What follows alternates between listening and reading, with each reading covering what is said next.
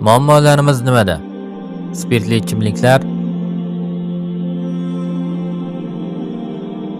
Hozir bizda Red Bull bor. Lekin men Red Bull ichmayman. Men aslida ichaman aka. Yaxshi narsani. Qizlar, harom pul. Bugungi kunda duch kelayotgan muammolarimiz shular. Ammo bu muammolar qanday keladi? Ular qanday boshlanadi? Ey birodarlarim, biz aytgan edikki, kurash biz bilan shayton o'rtasida. Shu yerda o'tirganlardan birortangizning qiz do'stingiz bormi? Ichadiganlar bormi? Chekuvchilar bormi? Giyohvandlik qiladiganlar.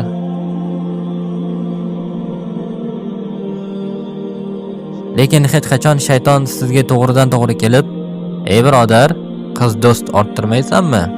demagan. U qanday keladi? Faqat bir qarash. Faqat bir sigaret. Yo'q, men faqat sinab ko'ryapman. Shunchaki sinab ko'ryapman xolos. Sizlarga bir voqeani aytib bermoqchiman. Bu Barsisa haqida. Kimdir bu voqeani eshitganmi? Ha, eshitgan bo'lsangiz kerak. Barsisa Bani Isroil davridagi buyuk bir zohid bo'lgan. Juda solih inson. Bugungi tilda aytsak, u rohib edi. Birodarlarim, bu voqeani eshitar ekansiz, faqat Barsisa haqida o'ylamang. O'zingizni Barsisaning o'rniga qo'ying. U katta olim edi. Allohga ibodat qiluvchi, nihoyatda taqvodor odam. Butun jamiyat uni tanishar edi. Uning o'ziga tegishli ibodatxonasi bor edi. U yerda kecha-yu kunduz Allohga ibodat qilar edi. Va 3 ta aka-uka bor edi. Ular jihodga chiqmoqchi edilar. Ammo ularning bir singillari bor edi. Ular agar biz jihodga ketsak, singlimizga kim qaraydi deb o'yladilar. Shunda ular Barsisadan yaxshiroq kim bor? U buyuk zohid, Allohdan qo'rqadi. Barchaning hurmat e'tiborida. Demak, bizning singlimizga aynan u qarash kerak deyshti. Shunday qilib ular Barsisaga kelishdi. Endi esa shaytonning hiylasiga qarang. Qayerdan boshlanadi? Ular Barsisaga, "Ey Barsisa, biz jihodga chiqmoqchimiz. Singlimizga kim qaraydi deb o'ylayapmiz. Siz unga qarab tura olasizmi?" deyshti. Barsisa esa darhol rad etdi. U, "Yo'q, bu ishga qo'l urmayman" dedi. Shunda erkaklar hafsalasi pir bo'lib ketishdi. Keyin esa shayton Barsisaga keldi. Bugun u shayton emas, go'yoki shayx. Uni shayx shayton deb ataymiz. Demak, shayx shayton Barsisaga kelib dedi: "Ey Barsisa, nima qilyapsan o'zi? Bu kishilar jihodga ketmoqchi. Ular Alloh yo'lida chiqishmoqchi. Agar sen singillarga qaramasang, yana kim qaraydi? Sen Barsisa, eng ulug', eng taqvodor odamsan. Agar ular uni boshqaga topshirishsa, nima bo'lishini o'ylab ko'r."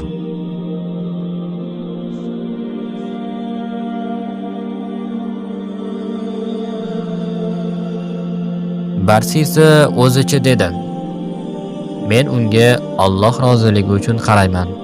Faqat bu birodarlar jihodga chiqyapti. Shuning uchun." Mana, shaytonning hiylasi.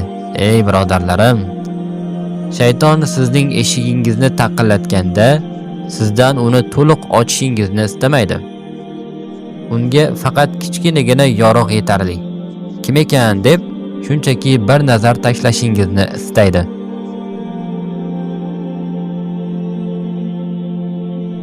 Uning vaqti ko'p. Kutishga ham, vasvasa berishga ham shoshilmaydi.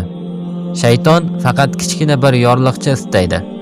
Shunda Barsisa ularni, aka-ukalarni qaytadan chaqirdi va shunday dedi: "Yaxshi, Alloh roziligi uchun singlingizga qarayman. Lekin U mening yonimda yashamaydi. Mening ibodatxonam orqasida bir uyim bor. U o'sha yerda yashaydi. Men esa shu yerda qolaman. Aka-ukalar rozi bo'lishdi. Muammo yo'q deyishdi. Ular jihodga ketishdi. Barsisa har kuni ovqat tayyorlab, uni ibodatxonasi eshigi tashqarisiga qo'yib qo'yar edi. Qiz esa orqadagi uydan chiqib, yurib kelar, ovqatni olib, yana qaytib ketar edi.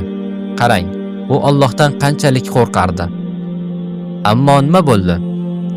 U eshikni allaqachon ochib bo'lgandi. Bu holat bir muddat davom etdi. Shayton esa shoshilmaydi. U vaqt bor deb o'ylaydi. Hech qisi yo'q, davom et uka, shoshma deydi u. Nihoyat shayton Barsisaga yana keldi va dedi: Bilmayapsanmi, sen ovqatni eshiging oldiga qo'yyapsan. Qiz uydan chiqib, yurib kelib, ovqatni olib qaytadi. Bu fitnadir. Odamlar uni ko'rib qolishyapti. Endi shayton do'st holatda gapiryapti. Maslahat berayotganday. O'ylaymanki, sen ovqatni to'g'ridan to'g'ri uning uyi eshigiga qo'yishing kerak.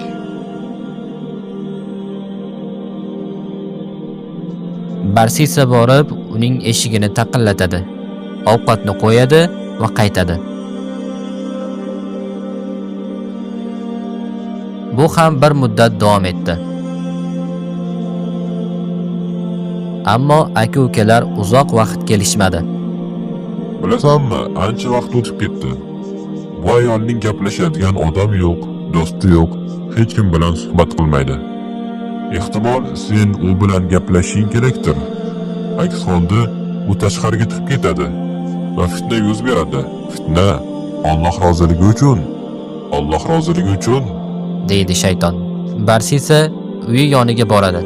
Qarang, u hali ham Allohdan qo'rqyapti. Uyning ichiga kirmaydi. Tashqaridan turib gapiradi. Qichqirib gapiradi.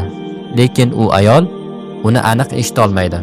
Bir muddat o'tib, shayton yana kelib deydi: o'zingni sharmanda qilyapsan-ku, baqirib chaqirib. Nega shunchalik qiyinchilik?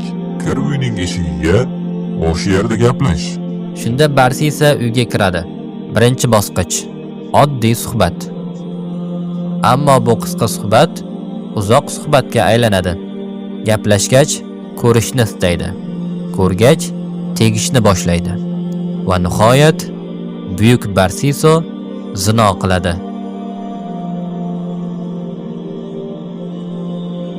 Bizlarning oramizda balki zino qilmaganlar bordir.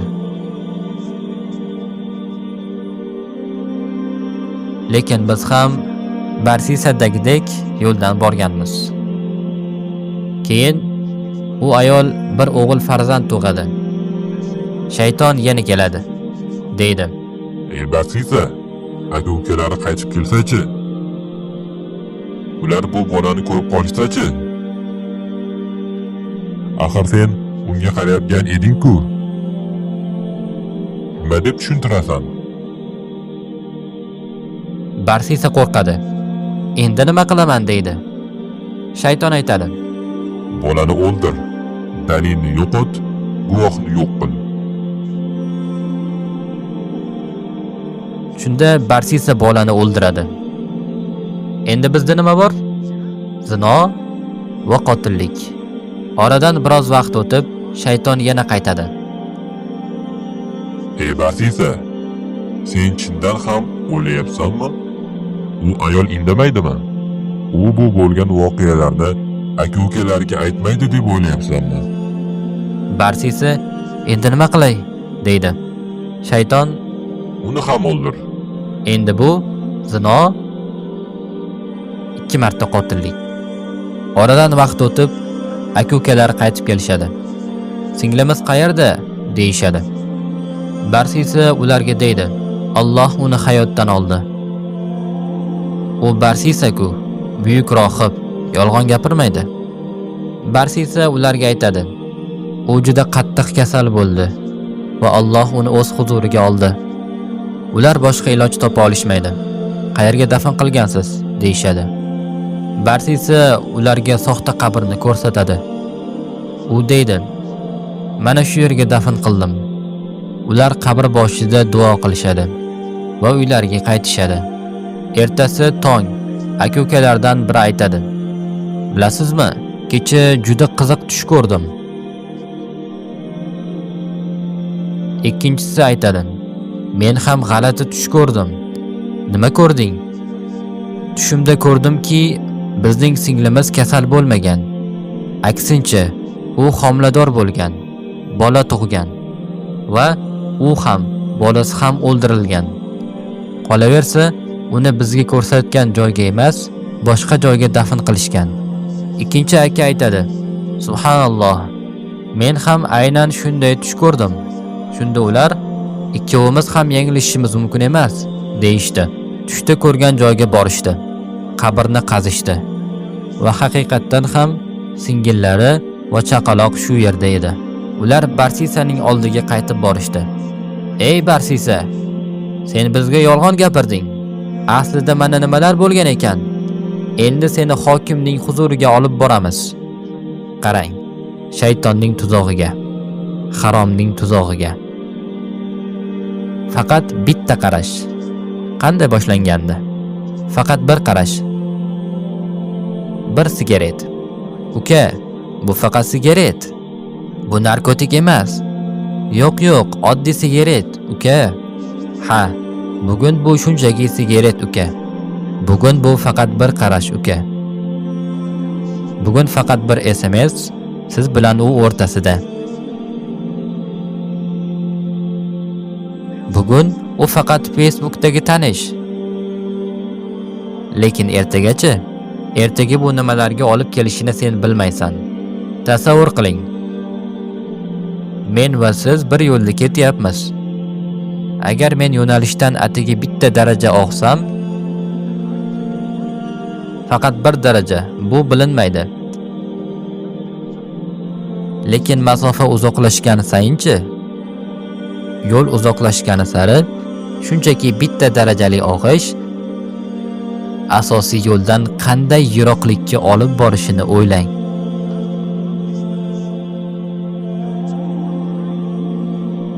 Katta xatolik shundan boshlanadi. Ha, bu faqat bir qarash edi. Ha, bu faqat bitta SMS edi. Ha, bu faqat bitta qarz edi. Men shunchaki bir marta kredit olyapman. Bir martagina. Men qiynalyapman. Ha, bu faqat bir martalik edi. Ammo ey birodarim, eshikni ochganingdan so'ng endi Barsisani qayerga olib ketishmoqda? Hokim huzuriga.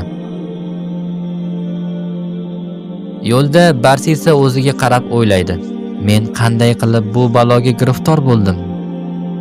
Zino, 2 marta qotillik. Endi esa o'lim jazosiga olib ketishyapti. Hokim huzuriga olib kelishganida shayton odam qiyofasida Barsisaga keladi. "Ey Barsisa, sen meni taniyapsanmi?" "Yo'q, tanimayman", deydi u. Shunda shayton aytadi: "Ey Barsisa, bu baloga seni men soldim. Endi esa seni undan faqat men qutqara olaman." Qarang, biz ilgari nima degan edik? Shayton sizga qachon keladi? Inson eng ojiz paytda va u nima qiladi? Yordam taklif qiladi. 50% emas, 100%. Barsisa kim edi? Oddiy odam emas edi. U olim edi, solih inson edi. Lekin bir marta shaytonga eshikni ochdi. Aslida eshikni ham ochmadi. Faqat ko'z tashladi xolos. Buguncha, bugun bizda oddiy eshik yo'q, darvozalar ochiq, eshiklar, oynalar, har narsa ochiq, to'la ochiq. Shayton aytadi: "Ey Barsisa, seni bu holatdan chiqaraman. Men senga najot yo'lini ko'rsataman." Barsisa: "Iltimos, nima bo'lsa ham ayting. Meni bu yerdan olib chiqing." Shunda shayton deydi: "Menga sajda qilsang, seni qutqaraman." Barsisi shaytonga sajda qiladi va shayton aytadi: Rahmat senga. Seni tanishim yaxshi bo'ldi. "Assalomu alaykum" deb juftakni rostlaydi. Keyin esa Barsisi xoshga osiladi va o'ldiriladi. Uning hayotidagi oxirgi amali nima bo'ldi? Shirk, kufrning eng yuqori darajasi. Lekin qanday qilib? Eng yuqori darajadagi xatoga olib borgan yo'l qayerdan boshlandi? Bitta eshikni ochishdan. Barsisi uni kim uchun ochgandi? Alloh roziligi uchun. Lekin natijani ko'ring. Qayerga olib bordi? Ey birodarlarim, atrofda ko'plab yoshlarni ko'ryapman. Men sizga bu halol, bu harom demoqchi emasman. Bu sizning ishingiz. Xohlaganingizni qiling. Ammo birodarim, eshikni kimga ochyapsiz? Kimga yo'l ochyapsiz? Shuni bilingki, shayton sizning dushmaningiz. U sizdan aqlliroq. Siz uni yenga olmaysiz. Shayton qachondan beri bor? Odam alayhissalomdan oldin. Unda katta tajriba bor. Shayton islom haqida siz, men va barcha ulamolardan ko'proq bilimga ega. Agar dunyodagi barcha ulamolarni bir joyga to'plasangiz ham, shayton ularning hammasidan bilimli. Ey birodarim, shayton bilan o'yin qilma. Hayoting bilan hazil qilma. Tavakkal qilma. Sen bu dunyoda qancha yashaysan? 50 yil, 60, 70, 100, 110 yil.